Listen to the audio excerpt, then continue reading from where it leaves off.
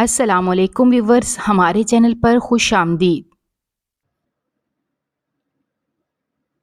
میں اپنا شمار ان خوش نصیب لڑکیوں میں کرتی ہوں جن کے دل قرآن کی تلاوت سے دھڑکتے ہیں۔ میں بہت کم عمری میں قرآن پاک کی حافظہ بن گئی تھی، اس لیے دین کی طرف مائل ہونے کی وجہ سے میں خاندان میں اپنی تمام باقی کزن سے ذرا مختلف ہو گئی۔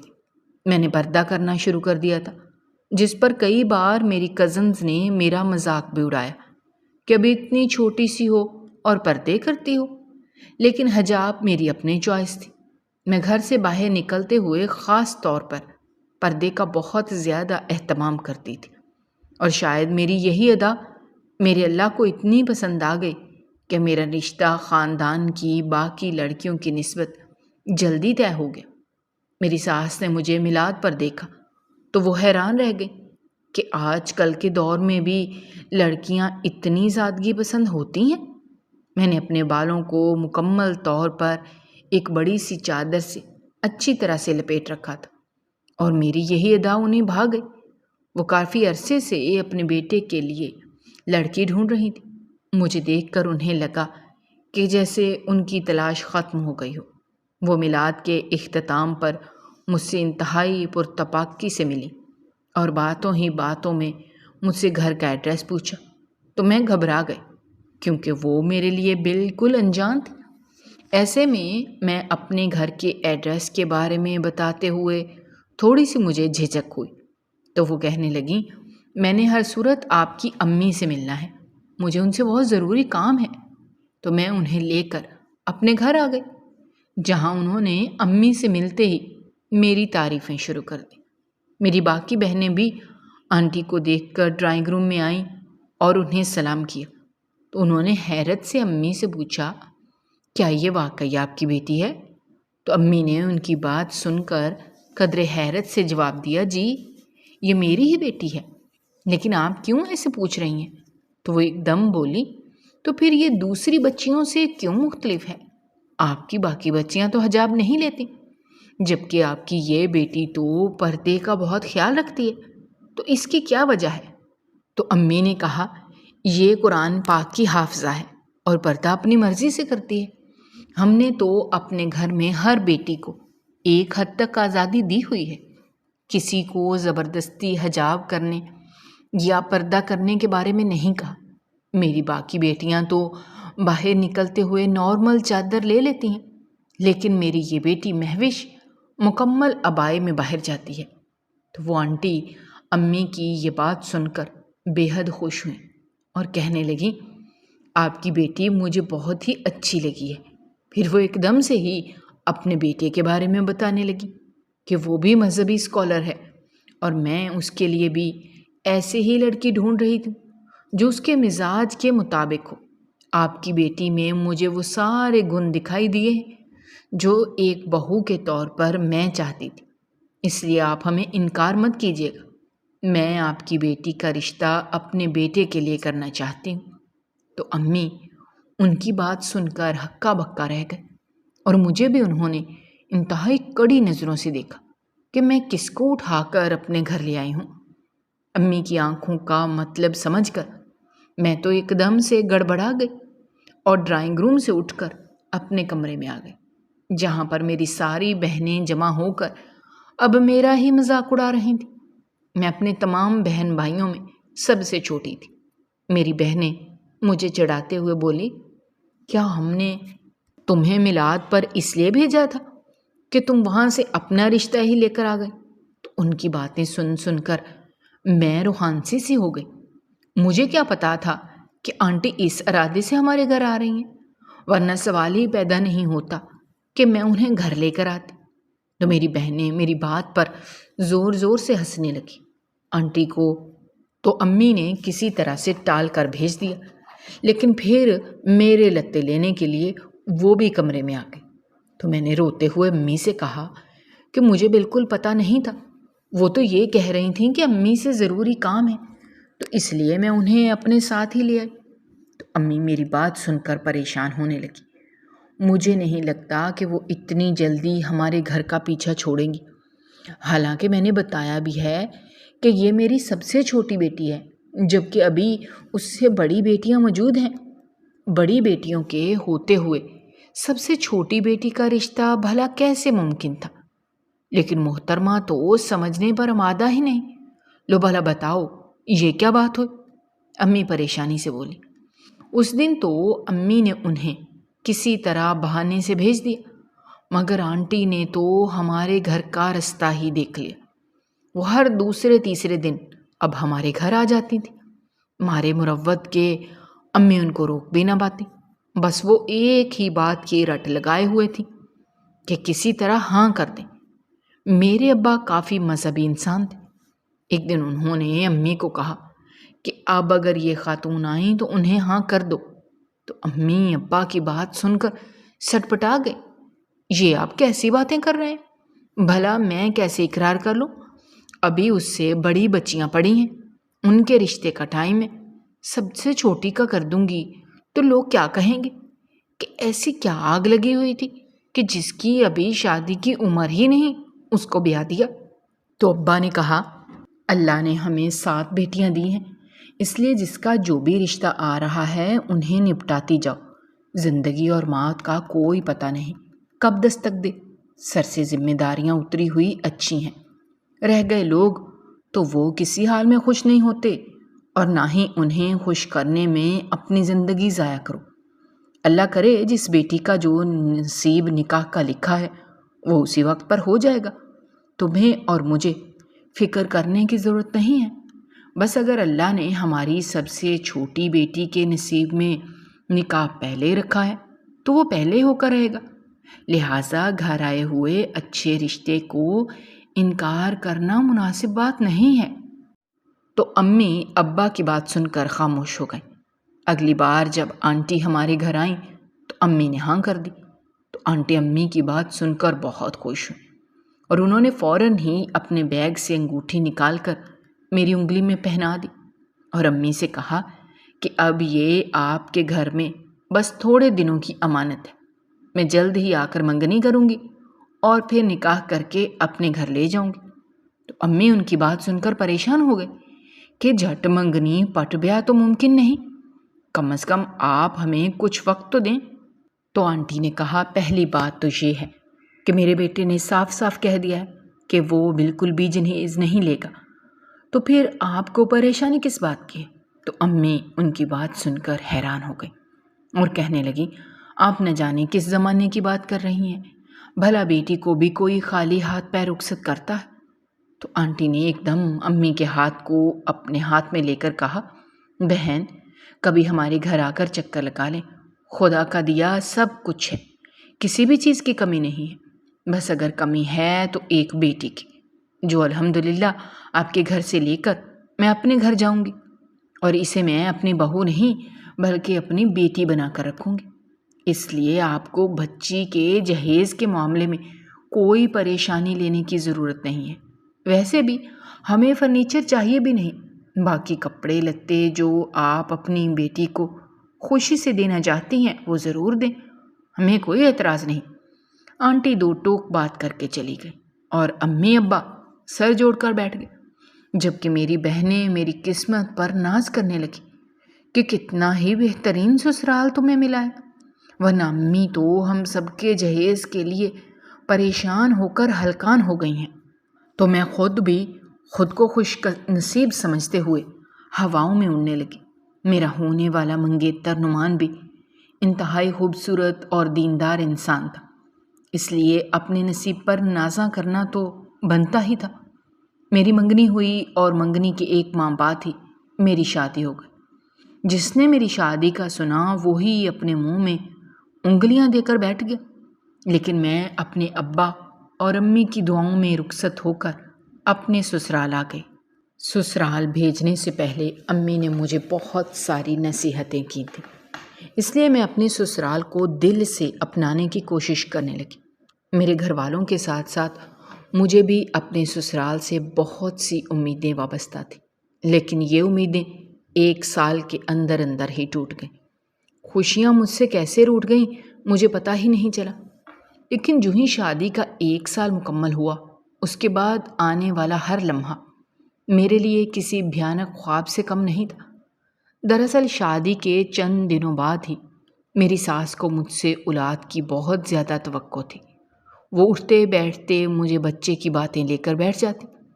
شروع میں تو مجھے برا نہ لگتا، کیونکہ ظاہر ہے یہ ایک نیچرل سے خواہش تھی، لیکن جو وقت گزرا میری ساس کے مطالبے میں بھی سختی آنے لگی تو میں ایک دم سے گھبرا گئی۔ میں خیر سے نماز روزے کی بے انتہا پابند تھی، اس لیے اللہ تعالیٰ سے بھی دعائیں کرتی، لیکن مجھے لگتا کہ جیسے میری ساری دعائیں مناجات رائے گاں جا رہی ہیں۔ شادی کے چند ماہ بعد ہی اولاد کے مطالبے مسائل میں بدلنے لگے۔ میری ساس چاہتی تھیں کہ جس طرح شادی جھٹ پٹ ہوئی ہے اسی طرح میں ان کی گود میں پوتا بھی جھٹ پٹ ڈال دوں، لیکن کیا اولاد کا ہونا نہ ہونا کسی بھی عورت کے بس کی بات ہے؟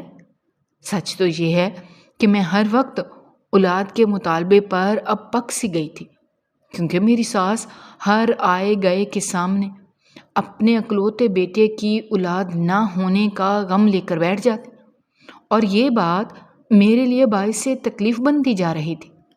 حالانکہ شادی کو ابھی صرف 5-6 ماہ ہی ہوئے تھے، لیکن میری ساس نے تو سیاپے ہی شروع کر دیے۔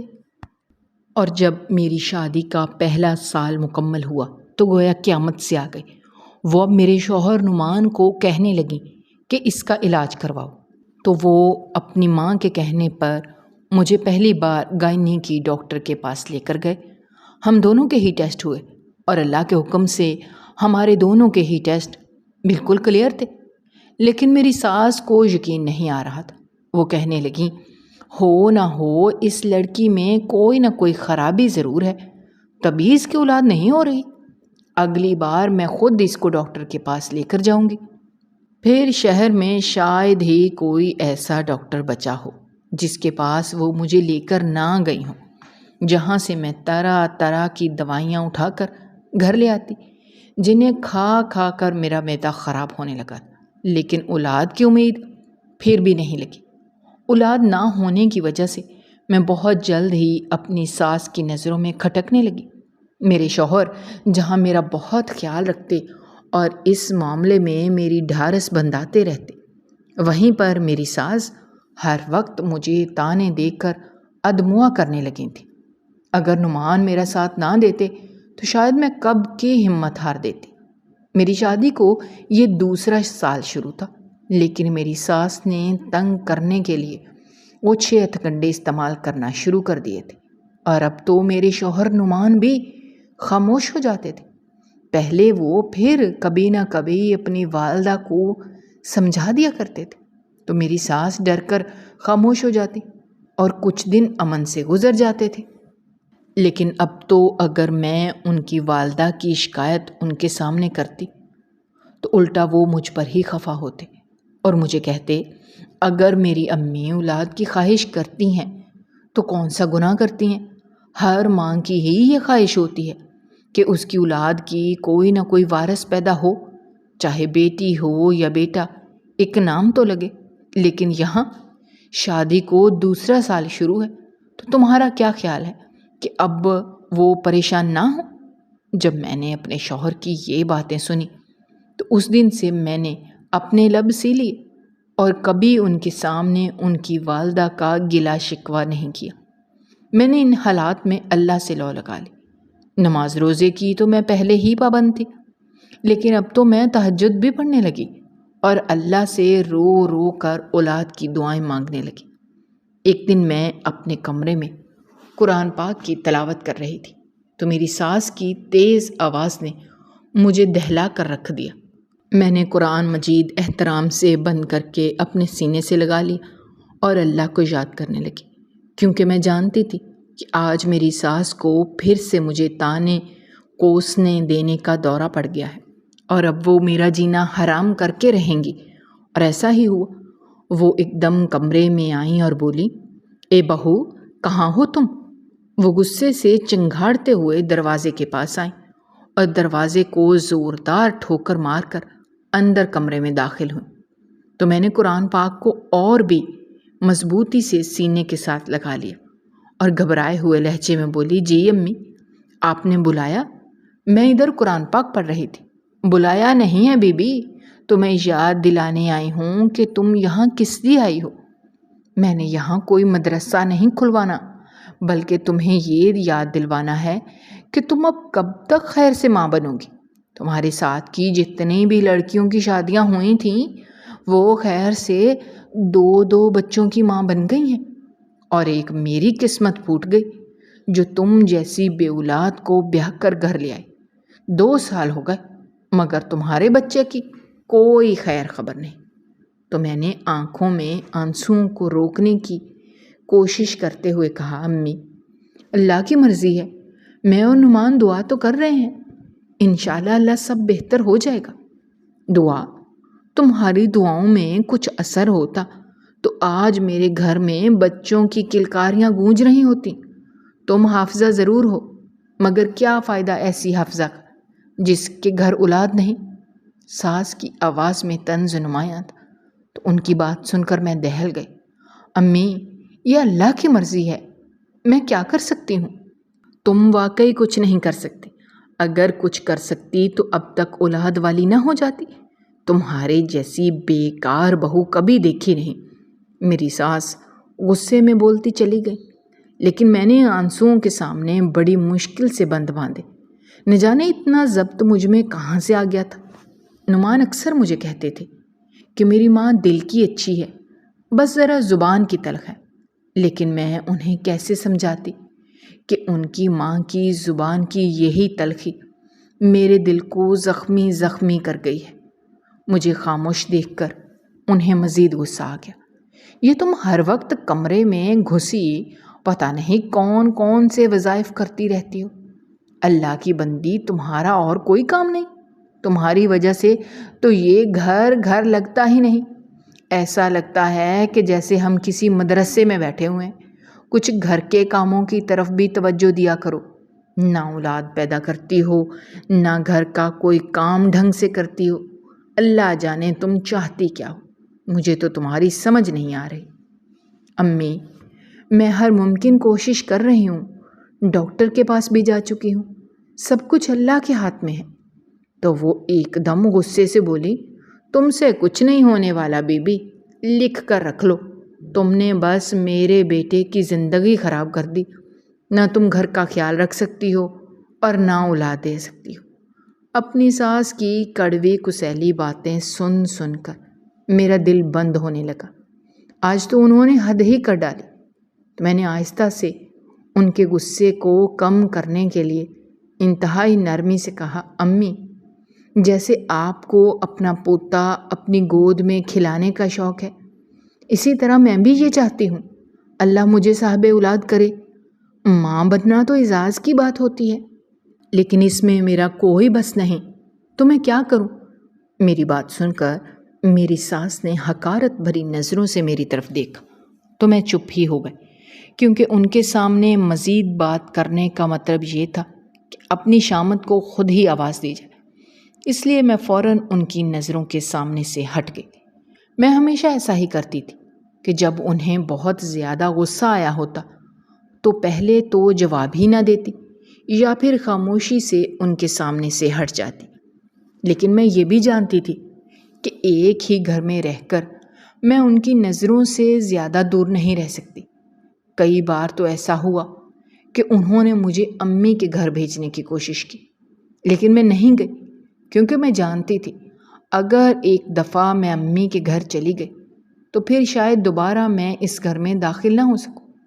دوسری طرف نعمان کو میں اچھی طرح سے جانتی تھی کہ وہ مجھے کبھی بھی شادی کے بعد خوشی سے میکے نہیں لے کر گئے، بلکہ وہ ہمیشہ مجھے کہتے کہ تم خود ہی ہو کر آ جایا کرو، مجھ سے یہ لانے لے جانے کے چونچلے نہیں ہوتے، نہ ہی میرے پاس اتنا وقت ہے۔ وہ اگر کبھی مجھے لے کر بھی گئے تو دروازے سے ہی واپس چلے آتے تھے۔ مجھے نہیں یاد پڑتا کہ کبھی خوشی سے وہ میرے میکے گئے ہوں۔ امی اور ابا نعمان کی اس عادت سے انتہائی تنگ ہوتے تھے۔ اکثر مجھے کہتے کہ یہ ہمارا کیسا داماد ہے، کبھی بھی اس نے اندر آ کر ہمارا حال چال نہیں پوچھا، نہ ہی یہ ہمیں سلام کرتا ہے۔ آخر ساس سسر بھی تو والدین کی طرح ہوتے ہیں، کیا ان سے ملنا ملانا جائز نہیں؟ تو میں خاموش ہو جاتی۔ کئی بار نعمان کو کہا بھی کہ وہ اندر آ کر امی اور ابا سے مل لیا کریں، یوں دروازے میں سے چلے جانا انتہائی نامناسب سی بات ہے۔ جب بھی میں ان سے اس حوالے سے بات کرنے کی کوشش کرتی تو وہ مجھے خاموش کروا دیتے۔ میں اندر ہی اندر ان کے اس رویے پر کوڑتی رہتی تھی اور دل ہی دل میں دعا کرتی رہتی کہ اللہ اس آزمائش سے مجھے اور میرے گھر کو بچا لے۔ یہ کشمکش تو میری زندگی کا اب معمول بن گئی تھی۔ یہی وجہ تھی کہ میں امی کے گھر جانے سے گریز کرنے لگی، کیونکہ ایک تو نعمان کا رویہ ایسا تھا اور دوسرا مجھے اندر ہی اندر یہ یقین ہونے لگا تھا کہ اگر ایک دفعہ میں نے اپنی جگہ چھوڑ دی تو پھر شاید کبھی بھی اس جگہ پر دوبارہ آنا میرے لیے ناممکن ہی بنا دیا جائے گا، کیونکہ میری ساس کی بہن کی بیٹی نے بہت زیادہ ہمارے گھر آنا جانا شروع کر دیا تھا۔ وہ نعمان سے عمر میں کافی بڑی تھی لیکن اب تک کنواری تھی، لیکن کچھ عرصے سے میں اس کے رنگ ڈھنگ دیکھ کر کافی حیران ہو گئی۔ وہ خوب بن سنور کر ہمارے گھر اس وقت آتی جب نعمان کا گھر آنے کا وقت ہوتا تھا۔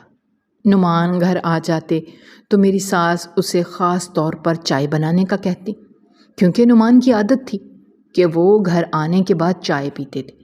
تو ایسے میں نازیہ جھٹ پٹ کچن میں گھس جاتی اور طرح طرح کے پکوان چائے کے ساتھ بنا کر نعمان کے پاس لے کر آتی اور پھر گھنٹوں یہ دونوں آپس میں باتیں کرتے رہتے۔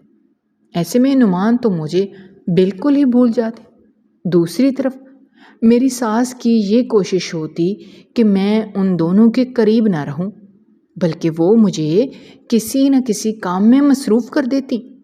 لیکن میں اپنی ساس کی یہ تمام چالیں اچھے سے سمجھ رہی تھی۔ کئی بار نعمان کو سمجھانے کی بھی کوشش کی، لیکن ان کے تو کان پر جوں ہی نہیں رینگتی تھی۔ انہیں اپنی یہ کزن جس کے ساتھ انہوں نے رشتے سے خود انکار کیا تھا، اب انہیں اس میں کئی خوبیاں اچانک سے نظر آنے لگ گئی تھیں، بلکہ کئی بار وہ اس کا اور میرا موازنہ بھی کرنے لگے۔ کبھی کہتے کہ فیشن سینس تو نازیہ کی زبردست ہے، کچھ ان سے ہی سیکھ لو۔ تو میں حیران ہو کر ہکا بکا اپنے شوہر نعمان کا منہ دیکھتی کہ یہ کیسی عجیب و غریب باتیں کر رہے ہیں۔ ایک بات تو طے تھی کہ میری ساس اور نازیہ کے درمیان کوئی نہ کوئی کھچڑی ضرور پک رہی تھی۔ اس لیے ایک دن تنگ آ کر میں نے امی سے بھی مشورہ کیا تو امی نے مجھے کہا کہ ان پر نظر رکھو اور ساتھ ہی ساتھ نعمان کو بھی سمجھاتی رہو۔ پھر وہ مجھے پریشان ہو کر کہتی کہ جب تک تمہاری اولاد نہیں ہوگی یہ سلسلہ ایسے ہی چلتا رہے گا۔ اپنے لیے ڈھیروں دعائیں مانگا کرو تاکہ جلد از جلد اللہ تمہیں اس مشکل سے نجات دے۔ ایک بار تمہاری اولاد ہو گئی تو نعمان کا ذہن نازیہ سے ہٹ جائے گا۔ اب یہ تو میرا دل ہی جانتا تھا کہ میں صبح و شام ہر سانس کے ساتھ اولاد کی دعا مانگتی تھی، لیکن جب اللہ کو ہی منظور نہیں تھا تو میری کیا بسات۔ لیکن میری ساس اب تانے دینے کے ساتھ ساتھ مجھ پر ایک اور قیامت بھی ڈھانے والی تھی۔ اس کا مجھے کافی عرصے سے اندیشہ بھی تھا، لیکن یہ قیامت اتنی جلدی میرے سر تک پہنچ جائے گی اس کا مجھے اندازہ نہیں ہوا۔ ایک دن میری ساس نے نعمان کو اپنے کمرے میں بلوایا اور اپنے کمرے کا دروازہ بند کر کے انتہائی رازداری کے ساتھ نعمان سے بات کرنے لگی۔ تو اچانک ہی میرے کان کھڑے ہو گئے، کیونکہ اس سے پہلے کبھی ایسا نہیں ہوا تھا۔ تو میں دبے پاؤں ان کے کمرے کی کھڑکی کے ساتھ اپنے کان لگا کر کھڑی ہو گئی۔ میں جانتی تھی کہ یہ گناہ ہے، یوں چوری چھپے کسی کی بات سننا انتہائی غلط بات ہے، لیکن میں یہ بھی جانتی تھی کہ میری ساس سازشیں کرتی ہیں، اس لیے کم از کم مجھے یہ تو پتہ ہو کہ اب وہ اگلی چال کیا چلنے والی ہیں تاکہ میں خود کو تیار کر سکوں۔ میری ساس کا بیڈ کھڑکی کے ساتھ ہی لگا ہوا تھا، اس لیے ان کی سرگوشی بھی میں بڑے آرام سے سن سکتی تھی۔ وہ انتہائی دھیمے لہجے میں نعمان کو جو بتا رہی تھیں اسے سن کر تو میرے پیروں تلے سے زمین ہی نکل گئی۔ انہوں نے نعمان کو کہا کہ تمہاری بیوی بھانج ہے، اس لیے اس پر مزید وقت ضائع مت کرو اور دوسری شادی کر لو۔ میں اپنی ساس کی اس بات پر حیران ہی رہ گئی، حالانکہ میڈیکلی میں بالکل فٹ تھی، مجھے کوئی بیماری نہیں تھی۔ نعمان کے علاوہ میں ان کے ساتھ بھی کئی بار ڈاکٹر کے پاس گئی تھی۔ میرے تمام ٹیسٹ انہوں نے اپنی نگرانی میں کروائے اور وہ یہ بات اچھے سے جانتی تھیں کہ میں ٹھیک ہوں۔ اس کے باوجود بھی وہ مجھے بھانج قرار دے رہی تھیں۔ لیکن اس سے بھی زیادہ مجھے حیرانگی نعمان پر ہو رہی تھی کہ وہ پڑھے لکھے باشعور انسان تھے، لیکن وہ ایک لفظ بھی میرے دفاع میں نہیں بولے، نہ ہی انہوں نے اپنی ماں کو ٹوکا۔ مجھے یہ خوف پیدا ہوا کہ دوسری شادی اب نعمان کی بھی خواہش ہے، ورنہ وہ کچھ تو بولتے۔ پھر میری ساس نے ایک دم نعمان سے پوچھا، تمہارا نازیہ کے بارے میں کیا خیال ہے؟ تو نعمان انتہائی حیرت سے اپنی ماں کو کہنے لگے، وہ تو مجھ سے بڑی ہیں۔ تو میری ساس نے کہا، وہ تم سے صرف 1 سال بڑی ہے، اور 1 سال بڑے ہونا کوئی معنی نہیں رکھتا۔ ویسے بھی تمہاری خالہ کی اکلوتی بیٹی ہے، اور تمہاری خالہ غیروں میں رشتہ کرتے ہوئے ڈر رہی ہیں، اور پھر تم دیکھو نا، تمہاری خالہ کی ٹھیک ٹھاک جائیداد ہے، وہ سب نازیہ کو ہی ملے گی، تو سوچو کس کا فائدہ ہے۔ نعمان اپنی ماں کی بات سن کر خاموش ہو گئے، لیکن میرا دل دھڑ دھڑ کرنے لگا اور آنسو بہہ کر میری گالوں پر آ گئے تھے۔ اچانک نعمان کی بات سن کر میرے دل میں ایک امید سی جاگی۔ انہوں نے آہستہ سے اپنی ماں کو کہا، امی، ابھی ہماری شادی کو اتنا زیادہ عرصہ نہیں ہوا، وہ بھی تو لوگ ہیں جن کی شادی کو 5-5 10-10 سال ہو جاتے ہیں، تو ان کی اولاد بھی ہو جاتی ہے، تو ہماری بھی ہو جائے گی۔ تو میری ساس ایک دم ہتھے سے اکھڑ گئی، تمہارا کیا خیال ہے؟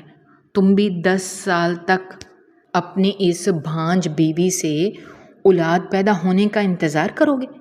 اور اگر 10 سال کے بعد بھی نہ ہوئی تو پھر کیا کرو گے؟ تب بھی تو شادی کرنی ہی ہے نا، تو اب وقتی کر لو تاکہ 10 سال بعد تمہاری اولاد جوان ہو کر تمہارے ساتھ کندھے سے کندھا ملا کر کھڑی ہو۔ اب کیا بڑھاپے میں اولاد لانے کا ارادہ ہے؟ تو نعمان جھنجھلا کر بولے، اماں، میں بہت تھکا ہوا ہوں، کل اس پر بات کرتے ہیں۔ لیکن میں آپ کو ایک بات بتا دوں، میں دوسری شادی کے بالکل بھی حق میں نہیں ہوں، اور نہ ہی میں نازیہ سے شادی کرنے کا خواہش مند ہوں۔ ٹھیک ہے، وہ میری کزن ہے، تو میں ایک خالہ کی بیٹی کے ناطے ان کی عزت کر لیتا ہوں، لیکن اس سے آگے سوچنا میرے لیے محال ہے۔ نعمان کی یہ باتیں سن کر میرے دل میں ایک ٹھنڈک سی پڑ گئی، گویا نعمان مجھ سے اندر ہی اندر محبت کرتے ہیں، لیکن یہ اور بات ہے کہ کبھی بھی انہوں نے اپنی محبت مجھ پر جتائی نہیں۔ میں اپنی ساس کی باتیں سن کر جتنی خوفزدہ ہو گئی تھی، اب اتنی ہی زیادہ نعمان کی باتیں سن کر خوش ہو گئی، تو پھر وہاں سے فوراً ہی ہٹ گئے۔ مجھے پتا تھا کہ اگر نعمان باہر آئے اور مجھے یوں کھڑکی کے پاس دیکھا تو خفا ہوں گے، اور میں اس موقع پر ان کی ناراضگی بالکل بھی افورڈ نہیں کر سکتی تھی، لہٰذا فوراً ہی کچن میں آ گئی اور ان کے لیے بہترین کھانا تیار کرنے کا سوچنے لگی۔ اس کے بعد کچھ دن تو اطمینان سے گزر گئے، لیکن میری ساس کو کہاں پر آرام تھا، نہ وہ خود آرام سے رہتی تھیں، نہ مجھے جینے دیتی تھیں۔ ایک دن مجھے کہنے لگیں کہ تم تیار ہو جاؤ، میں تمہیں لے کر پیر بابا کے پاس جاؤں گی، شہر میں ان کا بہت ڈنکا ہے، سنا ہے ان کے پاس جانے کے بعد کئی بے اولاد عورتوں کی اولاد ہو گئی ہے۔ اپنی ساس کی یہ باتیں سن کر میں استغفار پڑھنے لگی، کیونکہ میں یہ بات جانتی تھی کہ اللہ جسے چاہتا ہے اولاد دیتا ہے، اور جسے چاہتا ہے اولاد نہیں دیتا، اور یہ بات قرآن میں بھی واضح ہے۔ لیکن نہ جانے کیوں کچھ ناعاقبت اندیش اللہ کے اس فرمان کو نہیں سمجھتے، اور جہالت کی انتہا کرتے ہوئے ایسے پیروں فقیروں کے مزاروں پر جا کر اولاد مانگتے ہیں۔ میرے چہرے کی طرف دیکھ کر میری ساس ایک دم سے سمجھ گئی اور مجھے بولیں، بی بی میری بات سنو، تم جو یہ لمبی لمبی سوچیں سوچ رہی ہو نا کہ میں اپنی ساس کو دلائل دے کر سمجھا لوں گی، تو یہ تمہاری غلط فہمی ہے۔ یہ تمہارے پاس آخری چانس ہے۔ اس مزار والے بابا کے پاس جاؤ اور اللہ کرے کہ تمہاری گود بھر جائے، لیکن اگر ایسا نہیں ہوتا تو یاد رکھو میں نعمان کی شادی ہر صورت میں کروا کر رہوں گی، چاہے وہ مانے یا نہ مانے۔ میں ساری زندگی اپنے بیٹے کو بے اولاد نہیں دیکھ سکتی، اس لیے کل صبح تیار رہنا، میں تمہیں لے کر جاؤں گی۔ ان کی بات سن کر میرے دل کی دھڑکن تیز ہو گئی۔ میں کسی صورت بھی وہاں نہیں جاؤں گی، یہ تو میں نے ارادہ کر لیا تھا۔ شام کو جب نعمان گھر آئے تو میں نے امی کے فیصلے کے بارے میں ان سے ڈسکس کیا، تو وہ بولے اگر امی تمہیں لے جانا چاہتی ہیں تو چلی جاؤ، اس میں کیا حرج ہے؟ تو میں حیران ہو کر ان کی طرف دیکھنے لگی کہ بھلا اللہ کو چھوڑ کر میں ایسے نام نہاد پیروں فقیروں کے دربار پر کیوں جاؤں جن کے اختیار میں کچھ بھی نہیں؟ یہ تو اپنا عقیدہ برباد کرنے کے برابر بات ہے۔ لیکن میں ان کے سامنے نہیں بولی کیونکہ وہ باہر سے تھک ہار کر گھر آئے تھے، اور ایسے میں اگر میں ان سے بحث شروع کر دیتی تو یقینی طور پر ان سے ایک تو بحث میں ہار جاتی اور دوسرا ان کا موڈ بہت زیادہ خراب ہو جاتا۔ اس لیے میں خاموش ہو گئی۔ پوری رات اسی کشمکش میں گزر گئی، اور صبح ہوتے ہی میں نے اپنے دل کو سمجھا لیا کہ میں اپنی ساس کی بات مان لوں گی، ورنہ میری ساس نے وہ ہنگامے برپا کرنے ہیں کہ جن کا توڑ میرے پاس نہیں ہے۔ اگلی صبح نعمان کے جاتے ہی ناشتہ کرنے کے بعد میری ساس نے مجھے حکم سنایا کہ فوراً 10 منٹ کے اندر اندر تیار ہو جاؤ، ہم نے بابا کے مزار پر جانا ہے۔ تو میں نہ چاہ کر بھی ان کے ساتھ چل پڑی۔ جب ہم مزار پر پہنچے تو وہاں پر مجھے ایک مجہول سا فقیر نظر آیا جس کے پاس کچھ لوگ بیٹھے ہوئے تھے۔ میری ساس نے مجھے ٹہوکا مارا کہ جاؤ تم بھی جا کر ان کے درمیان بیٹھ جاؤ، اور اپنی باری آنے پر بابے سے دعا کا کہہ دینا۔ میں جو ہی وہاں جا کر بیٹھی تو اس فقیر کی نظر مجھ پر پڑی، تو ایک دم غصے سے چلا کر بولا تو ایک بد کردار عورت ہے، یہاں سے چلی جا۔ اس فقیر کی بات سن کر میرے تو ہاتھ پاؤں سن ہو گئے۔ پہلے تو اپنے کانوں پر یقین ہی نہیں آیا کہ جو کچھ میں سن رہی ہوں وہ یہ سب میرے بارے میں کہہ رہا ہے۔ میرے ارد گرد بیٹھی خواتین نے پلٹ پلٹ کر میری طرف دیکھنا شروع کر دیا، تو مجھے لگا کہ جیسے زمین پھٹے اور میں اس میں سما جاؤں۔ وہ سب مجھے انتہائی مشکوک نظروں سے دیکھ رہی تھی۔ میں ایک دم وہاں سے اٹھی اور اپنی ساس کے ساتھ روتے ہوئے گھر آ گئی۔ میری ساس نے مرچ مسالے لگا کر ساری بات نعمان کو بتا دی اور کہا کہ مجھے تو دال میں کچھ کالا لگتا ہے، وہ پیر بابا بہت پہنچے ہوئے ہیں، یقیناً انہوں نے اس میں کوئی ایسی بات دیکھی ہے تبھی تو کی ہے، ورنہ وہاں پر اور بھی کئی عورتیں بیٹھی تھیں، انہوں نے ایسی بات کسی اور سے نہیں کی۔ تو اپنی ماں کی باتیں سن کر نعمان بھی پریشان ہو گئے، لیکن بولے کچھ نہیں، مگر میں اپنی جگہ پر چور سی بن گئی۔ میری ساس کو تو اب میری کردار پر بھی انگلی اٹھانے کا جیسے بہانہ سا مل گیا تھا۔ اب وہ مجھے بھانج کے ساتھ ساتھ بد کردار بھی کہنے لگیں۔ میرے لیے یہ نیا تانا سہنا بہت ہی دشوار ہو گیا تھا۔ میں زندگی میں پہلی بار کسی فقیر کے آستانے پر گئی تھی اور بار بار یہ سوچ رہی تھی کہ میرے کردار میں ایسی کیا کجی رہ گئی کہ اس فقیر نے سب کے سامنے بیٹھ کر مجھے ذلیل کر کے رکھ دیا۔ کیا واقعی میں میرا کردار غلط ہے؟ لیکن میں نے تو آج تک اپنے خاوند کے علاوہ کسی غیر مرد کا تصور بھی نہیں باندھا، تو پھر میری کردار کشی کیوں ہو گئی؟ میں جتنا اس فقیر کی باتوں کو سوچتی جاتی اتنا ہی میرا دل روتا جاتا۔ دوسری طرف میری ساس نے نعمان کو گھیرنا شروع کر دیا۔ اب وہ اٹھتے بیٹھتے نعمان کو دوسری شادی کا کہنے لگی، بلکہ انہوں نے نعمان کو یہاں تک کہہ دیا کہ اگر تم نازیہ کو پسند نہیں کرتے تو کوئی بات نہیں، میں تمہارے لیے کوئی اور لڑکی دیکھ لوں گی، بس تم حامی بھرو۔ اور یہاں پر نعمان اس بار بالکل خاموش ہو گئے، اور خاموشی تو ویسے بھی نیم رضامندی ہوتی ہے، لہٰذا میں اور بھی ڈر گئی۔ میں نے دل ہی دل میں تہیہ کر لیا کہ میں اس فقیر سے ایک بار ضرور ملوں گی اور اس سے پوچھوں گی کہ میرے کردار میں اس نے کہاں خامی دیکھی، مجھے بھی تو پتہ چلے نا۔ لہٰذا میں اپنی ساس سے اجازت لے کر کچھ دن کے لیے امی کے گھر چلی گئی اور امی کو یہ ساری صورتحال بتائی تو میری امی میری بات سن کر بے حد پریشان ہو گئے۔ تمہاری باتوں سے تو ایسا لگتا ہے جیسے وہ کوئی بہت ہی پہنچے ہوئے بابا ہیں، لیکن اللہ والے لوگ تو یوں سرعام کسی کی پگڑیاں نہیں اچھالتے، وہ تو اگر انسانوں میں کوئی برائی دیکھتے بھی ہیں تو اس کو چھپا لیتے ہیں۔ پھر انہوں نے اتنی بڑی بات سب کے سامنے تمہیں کیوں کہہ ڈالی؟ آخر یہ کیا ماجرا ہے؟ امی کی بات سن کر میں رونے لگی۔ امی، اللہ جانتا ہے نعمان سے شادی سے پہلے آپ میرے کردار کی گواہ ہیں، اور شادی کے بعد میرا شوہر میرے کردار کا گواہ ہے۔ میں نے تو کبھی نعمان کے علاوہ کسی کے بارے میں غلط خیال بھی اپنے ذہن میں نہیں لایا۔ خدا جانے اتنی بڑی بات اس بابا نے کیوں کی، ان کی اس بات میں کیا رمز تھے، میں نہیں جانتی۔ تو امی نے کہا، تم اب کیا چاہتی ہو؟ تو میں نے روتے ہوئے امی سے کہا، میں ایک بار اس بابا سے ملنا چاہتی ہوں اور یہ جاننا چاہتی ہوں کہ آخر انہوں نے یہ باتیں کیوں کہی ہیں۔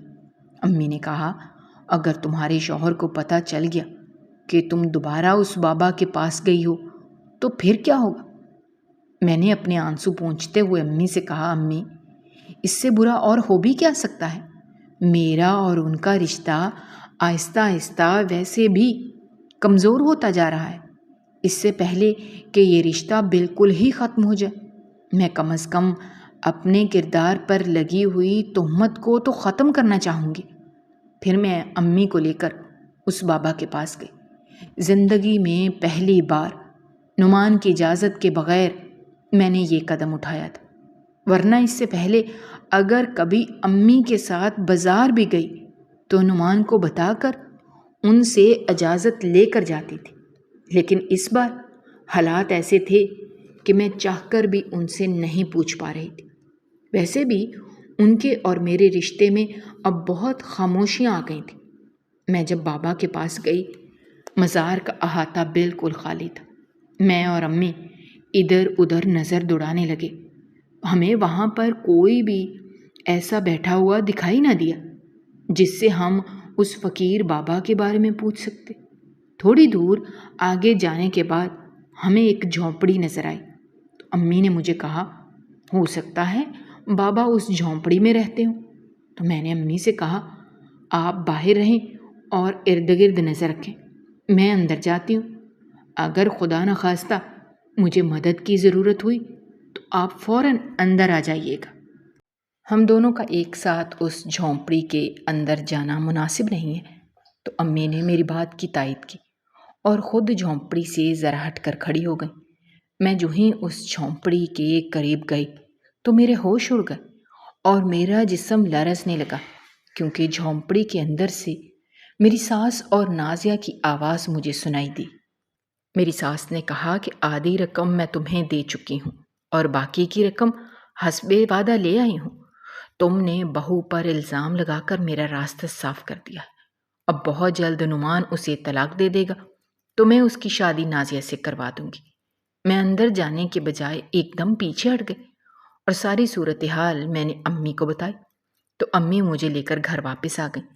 حالانکہ میں نے امی سے بہت کہا کہ میں ان سب کو رنگے ہاتھوں پکڑتی ہوں، تو امی نے کہا، نہیں، تمہاری ساس اس طریقے سے ہاتھ نہیں آئے گی، بلکہ الٹا تم پر ہی الزام لگا دے گی، اس لیے تم چپ رہو، ہم کچھ سوچتے ہیں۔ پھر امی نے ابا کے سامنے ساری بات رکھی تو ابا نے اسی وقت اپنے ایک دوست جن کا بیٹا پولیس کے محکمے میں کام کرتا تھا اس سے سارے معاملے کو ڈسکس کیا، تو اس نے ابا کو یقین دہانی کرائی کہ وہ بہت جلد اس ڈھونگی پیر کا پول کھول دے گا، آپ فکر نہ کریں۔ اور پھر حسب وعدہ ابا کے دوست کے بیٹے نے چند گھنٹوں کے اندر اندر اس پیر بابا کو گرفتار کر لیا۔ حوالات میں صرف آدھا گھنٹہ رہنے کے بعد وہ فار فار بول رہا تھا، جسے باقاعدہ ریکارڈ کر لیا گیا۔ اس نے کہا کہ وہ تھیٹر میں کام کرنے والا ایک چھوٹا موٹا اداکار ہے، پہلے نعمان بھائی کے محلے میں ہی رہتا تھا، پھر وہاں سے ہم دوسری جگہ پر شفٹ ہو گئے۔ ایک دن اچانک نعمان بھائی کی والدہ مجھ سے ملی اور انہوں نے کہا کہ تمہیں اپنی زندگی کا ایک چھوٹا سا رول کرنا ہے جس کا میں تمہیں ٹھیک ٹھاک معاوضہ دوں گی۔